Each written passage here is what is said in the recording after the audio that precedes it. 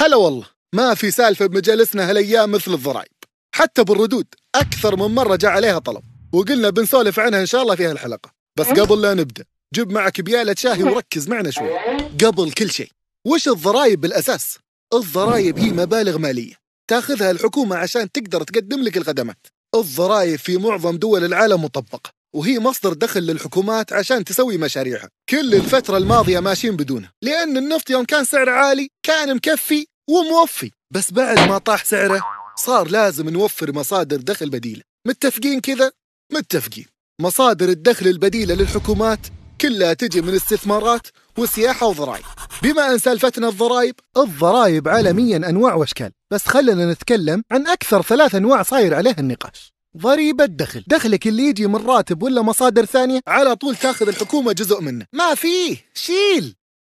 وعاد تفرق النسبة من دولة لدولة. مثلا بعض الدول تاخذ ضريبة من المواطن تقريبا حول 30% إلى أكثر من 40% أحيانا، وحسب رؤية 2030 فهذه الضريبة لن تطبق في السعودية. لن تطبق في السعودية. ثاني نوع ضريبة السلع الانتقائية، وهذه كلنا نعرف إنها بتنحط على المنتجات الضارة، دخان، مشروبات غازية ومشروبات الطاقة. بس ليش؟ وش ذنبي وأنا شخص أدخن ولا أشرب بيبسي واجد أتحمل انخفاض سعر النفط؟ مو معقول.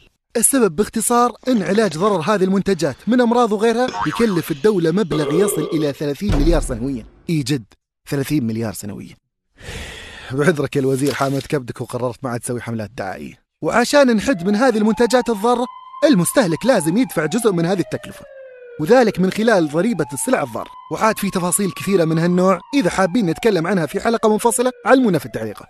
ثالث نوع ضريبة القيمة المضافة، وهي ضريبة تضاف لبعض المنتجات الاستهلاكية، وهذه متوقع أنها تطبق عام 2018 في كل دول الخليج بما فيها المملكة. وخذ هذا المثال عشان نبسطها أكثر. خالد عنده محل عطور، يخلط ويبربس ويطلع معه شيء ريحته زينة. عشان يصنع العطر يشتري المواد العطرية ب50 مثلا يعني، والقزازة حقة العطر ب50، ويبيع العطر بالنهاية ب200.